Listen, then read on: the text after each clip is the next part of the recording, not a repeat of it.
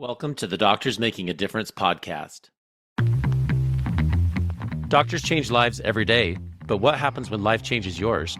A single injury, a sudden illness, your career, your income, your future can shift in an instant. The best physicians don't just plan for success, they protect it. At Set for Life Insurance, they believe financial security isn't a luxury, it's a necessity. True own occupation disability insurance ensures that no matter what happens, your future stays in your hands. Because protecting your income means protecting everything you've built. Visit drpodcastnetwork.co/set for life today. Secure your future before life makes the choice for you. We have Mr. Ron Richards on the podcast today. Some of our podcasts are, well, most of them are physicians that we interview, but today is a kind of a physician adjacent podcast. And I'm delighted to have Mr. Ron Richards here to talk about entrepreneurship and inventions and some of the things that he's been involved in adjacent to the medical industry. And I think it'll be a fascinating interview. So Ron, why don't you introduce yourself to the audience and let them know who you are and what you do?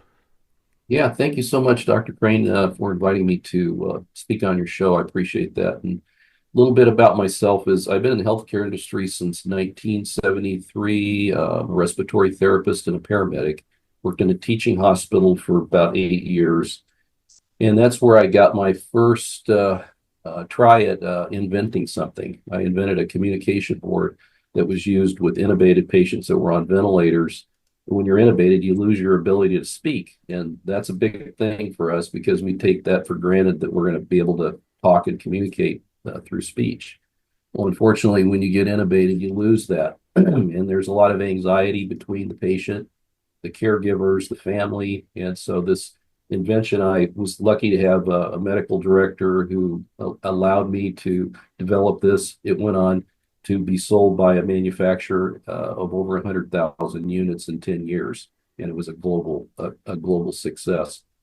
But that was my first try at inventing something. And it was just based on a need that I saw in the hospital with my daily routines of working with patients that were on ventilators.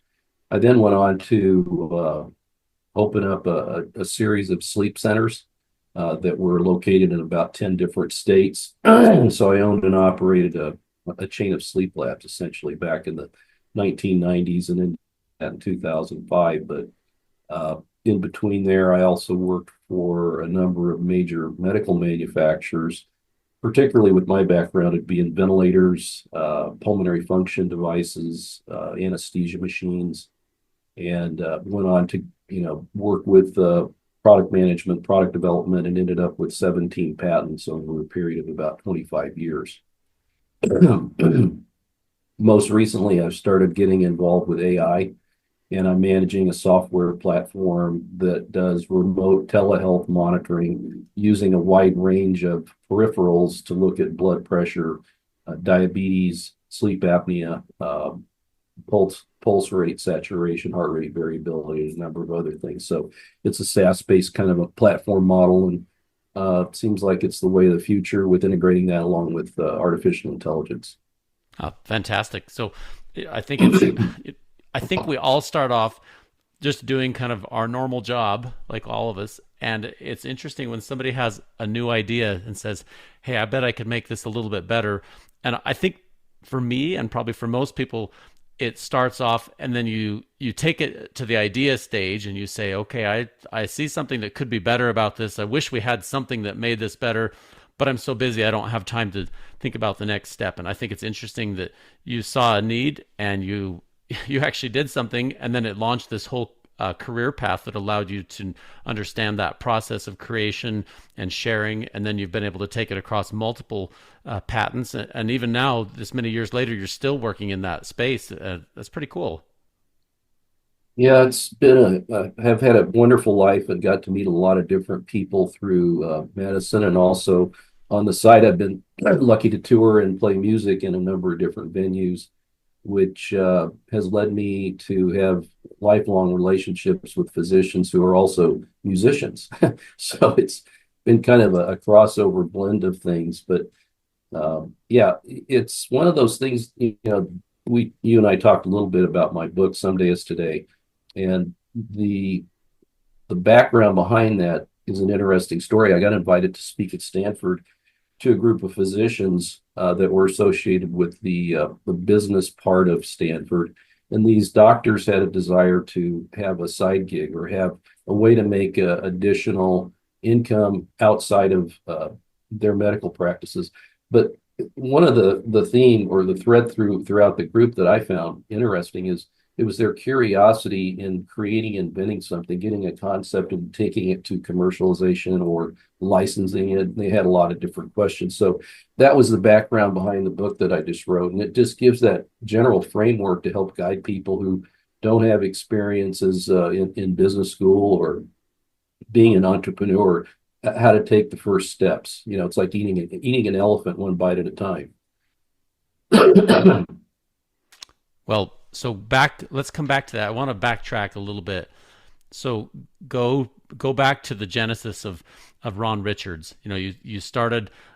You must have been interested in healthcare, and you became a respiratory therapist. Did you say you spent some time as a paramedic as well? Is that what I understood? Yeah, I started working in the emergency room as a respiratory therapist, and I got interested in the role that a paramedic played in transporting patients from home or a car accident or whatever that they were involved with into the emergency room.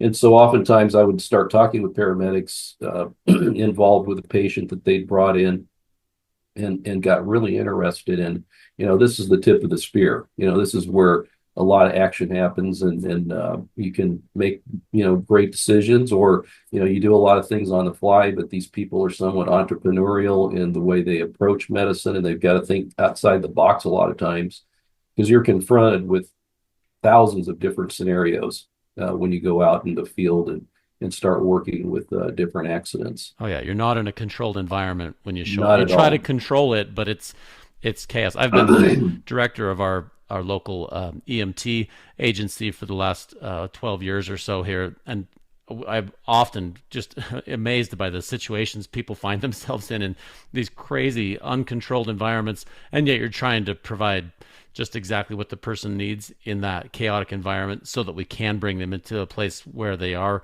in a controlled environment so they can begin to heal. And yeah, and you're right, it requires a lot of innovation and thinking on your feet. So you were naturally attracted to that, it sounds like. Yeah, and I'd have to say I have a great deal of curiosity, just like the doctors I talk to about learning and discovering things and evolving products. In respiratory care, when I was a therapist, for instance, we implemented and started using high flow therapy back in the 1970s.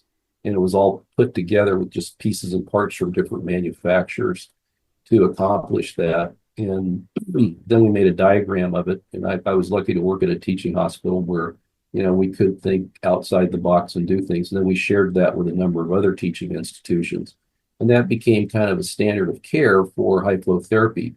Well, fast forward, now you've got boxes that do everything that we did with all these pieces and parts that look like Frankenstein.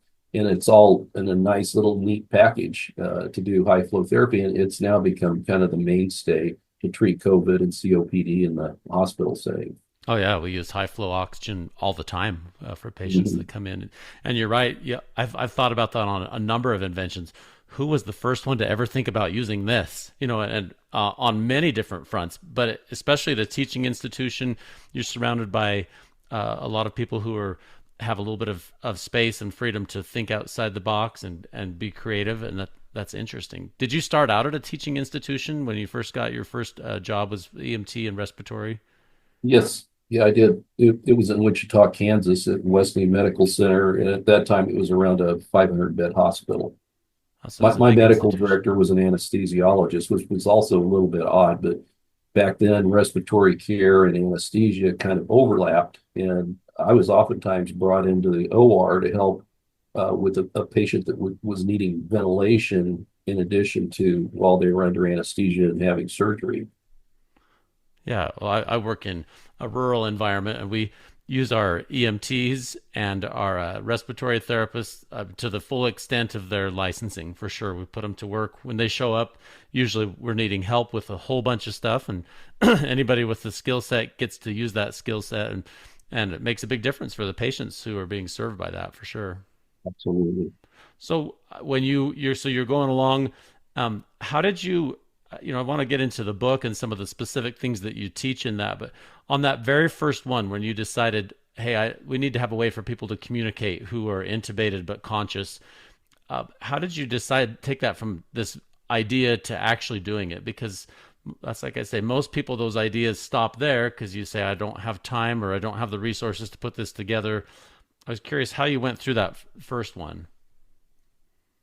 Yeah, well, I was pretty fortunate because at the time I was developing that project or that product, I was involved with the first entrepreneurship program at Wichita State University, and it was being taught by one of the people that were implementing that and actually funding it was the guy that started Pizza Hut. Hmm. And he brought in a lot of people that were very smart and entrepreneurs and had developed products and companies and businesses. So it kind of inspired me. Excuse me. I'm just getting over COVID I'm sorry. for about the third time. But yeah, it inspired me to take on this challenge of trying to figure out a simple, effective way or means to help patients communicate with staff and family members. So the first part of the project was just to realize what resources I could apply to that. And again, I was really fortunate. My medical director supported me in every way to enable me to do the project. So after patients came off of ventilators, I was allowed to interview them, and I came up with a list of the most common things that they would want or need and want to get from an outside, person because you're pretty much trapped in the bed. You can't go up, get out of bed and go to the refrigerator and help yourself. So I compiled that list and then made a prototype, really out of just a cardboard sheet, and then tried it out with a few patients that were intubated. Just let them point at it with their hands. And some people that were quads or unable to use their hands, I actually developed a mouthpiece with a little plastic stick, and they could point at something just using their head. And so from there, we made a laminated copy of it that on the back put Spanish and English on the front, and then an alphabet down at the bottom so they could actually spell out some things. And it kind of just went from there. And then we published a paper through the hospital that was the American Academy of Respiratory Care. And then it got picked up by some manufacturer, and they contacted the hospital. The hospital said, "Well, Ron Richard invented this. That was really his idea." And they were kind enough to allow me to commercialize that. And they didn't ask for any money or any royalties or anything. So that was again my first experience working with a manufacturer to get to market. So a lot of this stuff, and in my book, I talk about this. It's just being courageous to raise your hand, even though you may not know what the next steps are, but you got to at least take the first step in order to get going with the journey. Oh yeah. Well, and so if you look on it from a hindsight perspective, you say that was just kind of a simple thing, and it almost, you kind of say, well, how come this hasn't been in place before? It seems so obvious that that would need to be there, but it wasn't. And you saw an unmet need, and then you talked to patients about what would have meant the most to them and how they could have done it, and you solved it. And in some ways, a laminated piece of paper and a pointer seems simple, and yet that's where it started. Yeah, and I talk to a lot of people that they say the same thing. It's almost like verbatim. I saw this thing that I had the idea a long time ago, 4 or 5 years ago. I had that same idea, and if I would have only taken action, I could have had my invention on the market, but I didn't take the first step. Yeah, I've had that same idea. I think we all have. We're like, oh, I thought of that a while ago. Good thing somebody else Yeah, finally did well, what I had thought of. that's why I use the subtitle on the book. Get your ideas out of your coffee cup and get them on the market. Because one of the doctors I talked to after my lecture at Stanford came up to me and he said, I have all these ideas about new things I could do with respiratory products to improve them, but they just sit in my coffee cup on my desk. And I just laughed and I said, I'm going to use that maybe down the road. And sure enough, it became the subtitle for the book because a lot of people, they just stare at their coffee cup and they just look at it and go, and then they just put it back and they don't do anything about That's a good point. So I know you talk about this in the book, but how would you suggest for a busy physician has lots and lots going on to actually take that next step to try to make it a reality? Yeah, I just recently finished a project with an anesthesiologist that he was developing a new obturator, a mask with a tube, and he had a full-time practice.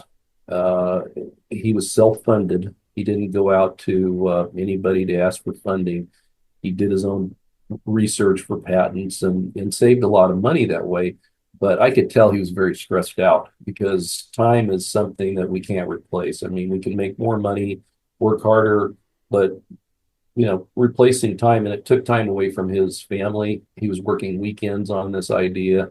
So that's a big challenge for people. And if you're going to try something, in terms of starting an idea and get it from concept to I say commercialization, uh, I use a crawl, walk, run approach. Be patient, be thoughtful, and really consider the time that it's going to take and the effort it's going to take because it's time, money, resources, commitment. Be courageous, be patient. All those elements kind of build to a company or a product. And I tell a lot of people, don't think you have to start a company just to get an invention on the market. You can license things. There's a lot of different avenues you can explore to get things onto the market without you having to go full blown into a building and hiring a big staff and having a big company with all that burden to you. But you can if you want to. A lot of people I've worked with, the beauty of it is job creation. They've started companies off of an idea, then come up with a pipeline of products off the one idea, and then they go from 4 or 5 employees up to 100, within a few years. And that's a really beautiful thing when that happens. Oh yeah. Well, and then I think every business that starts, I mean, I don't know what the rate is, however many good ideas come through. And of course, they're not all going to be winners. People have an idea and they try it and you might fail on your first couple of times. What do you think about that? Like, would you say that most of the ideas that you brought to market were winners at the beginning or what's the failure rate, I suppose, is one way to ask that. Yeah, it's fairly high initially, I think, with inventors, and it was with myself. I probably would say at least 50% of the products that I initially tried never got to market. They either didn't satisfy the needs of the patient or the clinical community, or one of the chapters in my book, it talks in depth about this because you can spend a lot of time and money working on something that you love. It's your baby. It's like I think this is the best thing. I've never seen it before, but I do this. And then lo and behold, if you go, the internet's a great thing now to go out and just look and search and see and type in search words similar to what you're working on. That's what I encourage people to do is do a lot of in-depth research before you take the step of building prototypes, putting money into it. Filing for a patent now today can cost you $5,000 or more just to do that. And a lot of times you get a patent and it's really kind of worthless. You'll see people copy stuff and knock it off. But if you find something on the market that's similar, then the next step is, I say, hire a patent attorney and do a thorough USPTO search and make sure you're not infringing on some art, prior art. And there's not something out there like it. Because we can get kind of myopic and, like I say, you really get endeared to some idea and you build a little prototype and people go, wow, that's really great, Dr. Crane. I wished I'd have thought of that. And then you get carried away and swept away with all this. Before you know it, you've sunk a lot of time and money into something that's already on the market. I see. So you're saying if you have the idea, you want to make sure that you're not just copying somebody else's idea or somebody else had the idea first and already has basically built 90% of what you had in mind. So it needs Right. to be a little bit unique or fill a specific vacuum or specific space that hasn't been filled. And then, like you said, it would require some money at that point to have a patent lawyer or somebody look into the specifics of getting it patented in your name if it's reasonable. But would you say that's the first step? I mean, or internet research and that kind of thing, or what would you say is your first step for a person? Yeah, I would just go on the internet. The USPTO site used to be really easy for novices to get in and use. About 2 years ago, they changed the software coding in the program. Now is incredibly complicated to do searches. So I just suggest people go on the internet and type in, search words that are associated with your product. So, like this doctor I told you, I worked with an operator, and what's different about it, what's better, and he did get a patent on it. And then finally got some additional outside funding, and then is working with a manufacturer to make it and start commercializing it. And that's the other part of it too, Dr. Crane, is once you get a prototype, you've got the functionality down, you maybe done a little bit of testing on some models or animal models or simulators or whatever, because you really can't test it on patients until you get, your FDA approval. And that's another whole chapter in my book. But the part about it then is, once you get that functional prototype, you may want to just contact some manufacturers that are in that space. And you can easily find that out find out who's a sales rep that's calling on your hospital, that's working with a company that you respect, you think they're ethical, moral company, they make good products, and get a name on the inside that works in marketing or product management, and see if you can talk to somebody under a non-disclosure and see if they're interested in licensing or buying your product. Oh, that is a good idea, because I think all of us, I mean, we're not in silos per se, but you work in your clinic or your specialty or your hospital, and you kind of just do one thing. And it does seem like kind of branching out quite a bit to reach out to an industry specialist or someone that works a lot in that. And you're right. You don't want to share your idea so broadly that somebody else copies it. But you're right. If you can get a non-disclosure agreement, talk to somebody about it in specifics and kind of float the idea with someone that actually understands it, it can be a really positive thing for sure. Mhm. Yeah, yeah. And like you said earlier, after you get some experience in developing and prototyping and basic engineering and things like that, you'll find that people make less mistakes, and they get mature, and that experience leads to a higher success rate. Did you find, you've done this a bunch of times now, as you got as you got better at it and more experience, did you typically go, were you working with physicians, or were you working primarily with industry developers, or how did you usually, as you got better at it, what would you say your kind of typical way of managing it was? Yeah, and again, I'll go back to my experience initially working in the hospital as a therapist, and meeting sales reps and talking to them about their products and whatnot. So when I got involved with big companies, corporations that had, multiple disciplinary departments like engineering, regulatory, and all this type of stuff, I brought my concept for developing products was from the eyes of the clinician and the patient. And oftentimes I found a lot of resistance in some companies and in some departments, particularly engineering, who thought, there's nobody smarter than me. I know how to develop, and I'm a mechanical engineer. I went to MIT, and I know how to do this. And I would always say, well, that's great, but you know what? If you want to hit a home run, let's build a product from the eyes and the ears and the touch and the feel of the clinician and patient.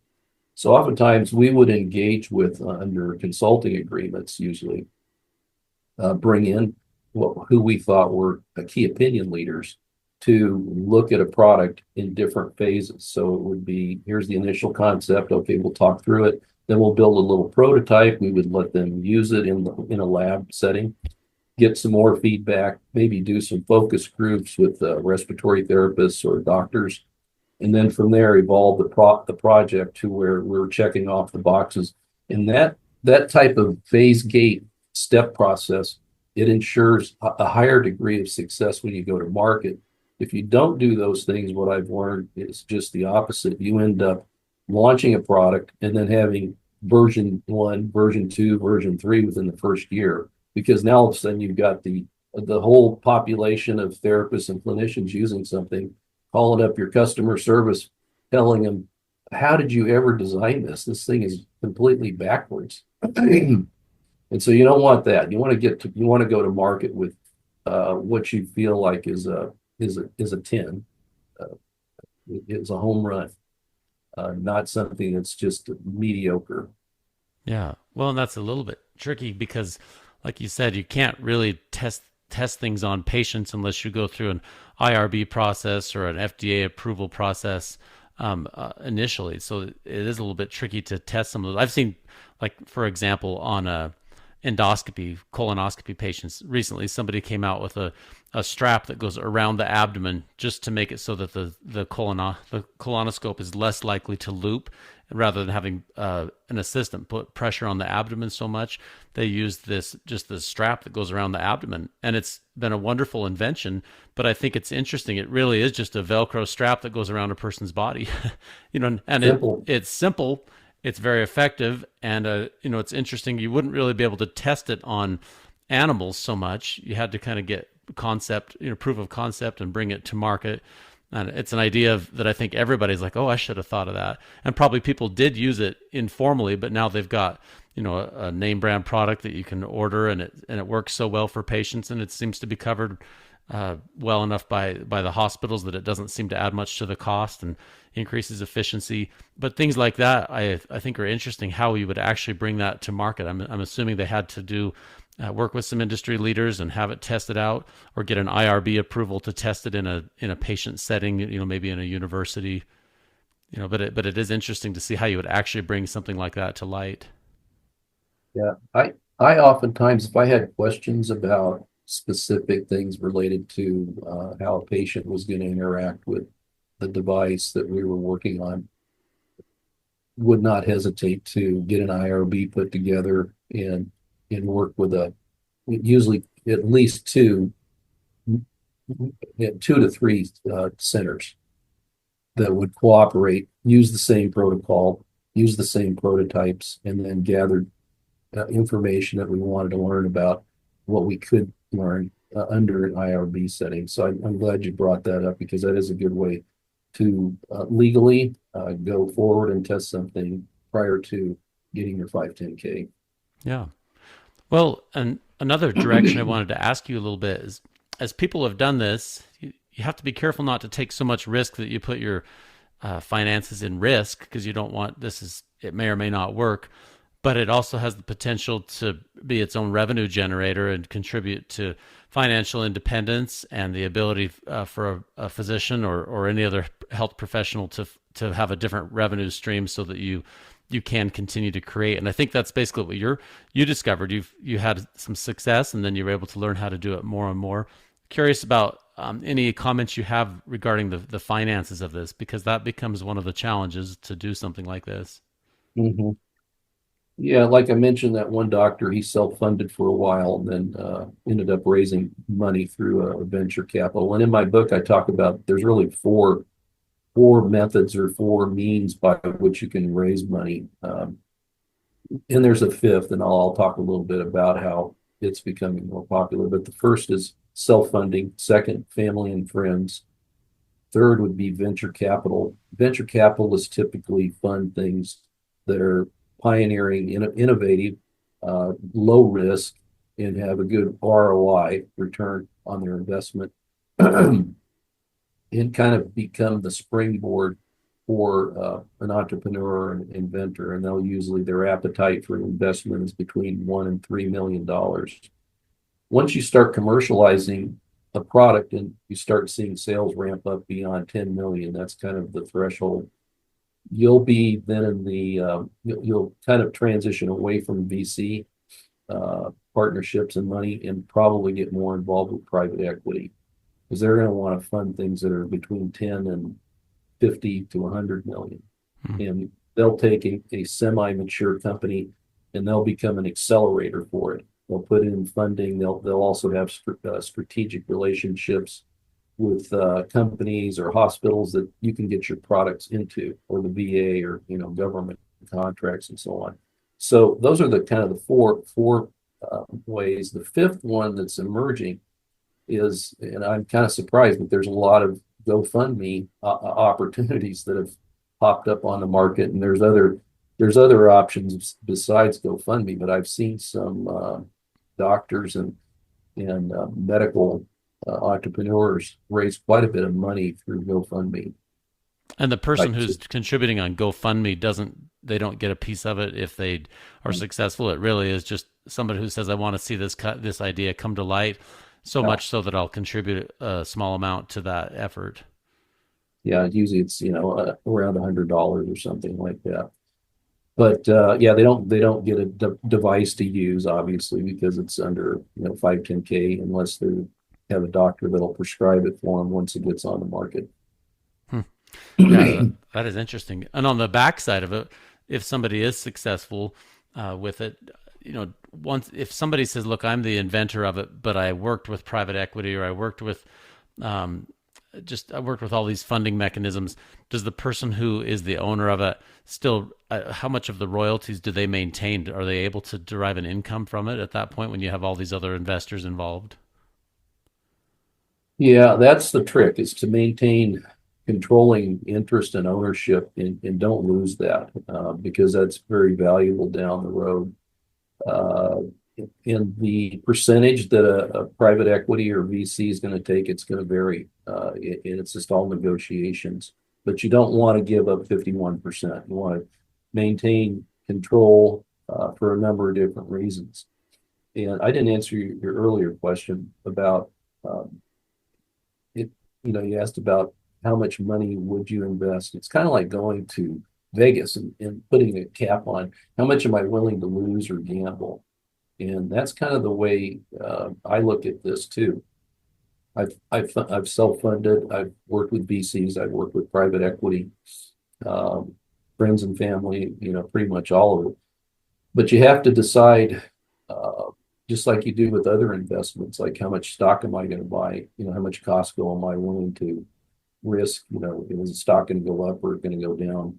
You have to do that with your inventions, and kind of work with your financial planner or your family, your wife, or whoever, and just say, I'm thinking about putting $100,000 into this invention or idea. Does this sound reasonable? And bounce things off of people. You could have good friends, you could have your family, you could have your financial planner. If you have a friend that's an attorney, run it by them. But it's always good to get second and third opinions about if you're going to be spending a lot of time and money on a project. Oh yeah. Well, I mean, one of the things we talk about on this podcast is just having a financial plan, and as you know, physicians are about 10 years behind most other professionals on wealth building, because you don't finish medical training until you're in your 30s sometime, and a lot of other folks have been in a wealth gathering stage, since their early 20s when they finished a bachelor's or master's degree, and it's just such a prolonged process. And so I just kind of listening to you, I've in the in those first 5 to 10 years after residency, most people are just kind of getting back to broke. They're paying off their debts, and they're trying to get a home and build just a little bit of a nest egg so that it can grow and develop into something that they will need when they are in their older years, ready to retire, or want to use it for different investments. And so basically what you're saying is, if it costs a bunch of money, you wouldn't want to put your whole financial house at risk for something like this. Like you pointed out, if you were going to Las Vegas, you wouldn't put 90% of your wealth on a risk, on a gamble. But if you got to the place where you said, okay, I'm financially secure and I've got enough in my nest egg that it will continue to grow, and if I lost this amount of money, I'm not really out too much. My financial goals will still be met on the same time frame. Then you can do it. But you're right; it's high risk, high reward, like so many Mhm, things. mhm. Yeah, and I'll reiterate that probably 8 out of 10 uh, either fail, or they're just kind of, you're not going to make a lot of money out of it. My wife's a doctor, and she keeps talking about retiring. And I have a lot of friends that are doctors, and they're in their 70s now, and they're still either part-time or full-time practices. And, we kid and joke about it, but the fact of the matter is things are getting a lot more expensive and people are working uh, until they're, a little bit older than maybe we did a few generations ago. So it affects doctors, it affects everybody that we're having to work. I'm going to be 72 and I'm still working full time. My wife's 67 and she's working full time. So, and part of that is we don't want to retire, but we still feel like we can contribute and we're active and we want to stay active doing that. But the other part of it is too, we like to go on vacations and have nice things. So No, it's a balancing act for sure. Like you said earlier, time is the one thing you can't get more of.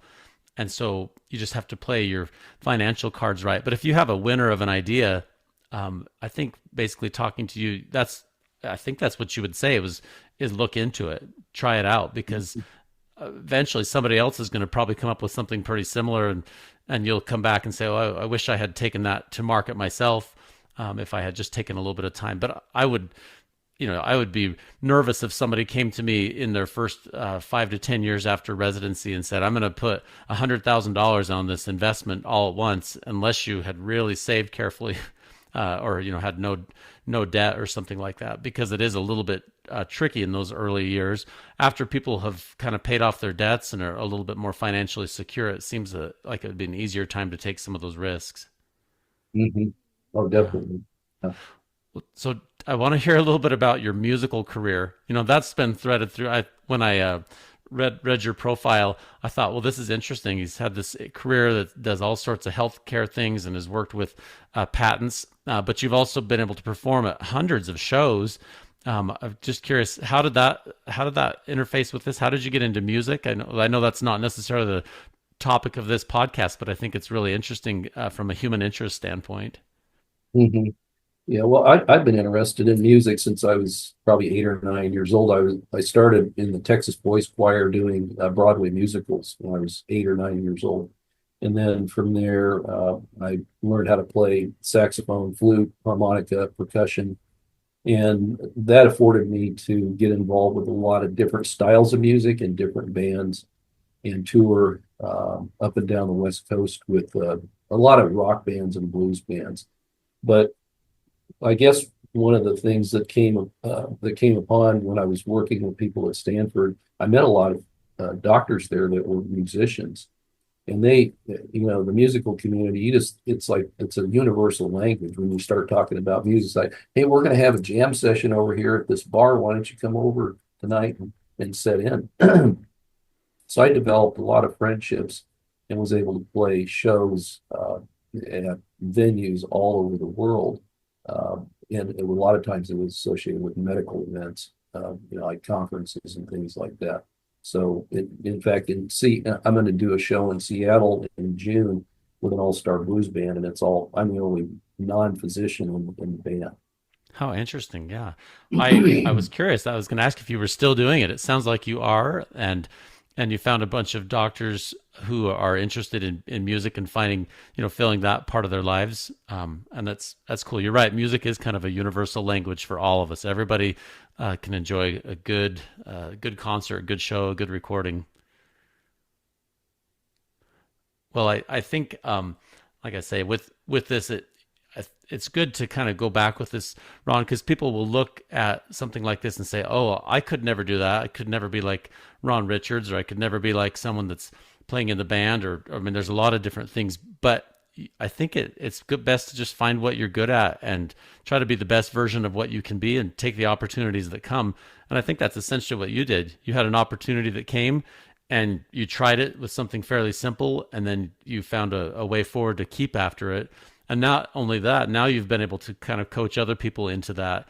And this book sounds like it would be a good resource, a good place to start if someone wants to get an idea. Someday is today. I like that idea too, that you don't have to wait till you're 90 years old to do it. You can start now if you put your resources and your thoughts together. You can make it happen. Hmm. Yeah, it's available on Amazon under Someday is Today. Get your ideas out of your coffee cup and on the market. And I've just wanted to mention, I just published a new book that came on Amazon last week. that I worked on for about 3 years, and it's a sci-fi murder mystery in a medical setting, and it's tied kind of to my background in sleep medicine, but it's about sleep and dreaming and how powerful our dreams are and what they can reveal. So if you want to check that book out, it's called The Zenith Project. The Zenith Project. Well, that sounds interesting. Ron, I think this has been fascinating to listen to. It's really interesting to hear all the different ideas and how to bring those to market, and also your medical career and also your authorship. You've been able to take all these things, you just need like 4 or 5 more decades. You could just keep creating and doing more and more and more. Pretty Yeah, neat. that would be great, but I don't think that's going to happen. Well, we are all limited to a few decades, no matter what. Yes. Yeah. But Well, yeah, it was Ron, nice meeting you. And thank you so much again for the invite to your of course, program. yeah. Any other thoughts to share with our audience today?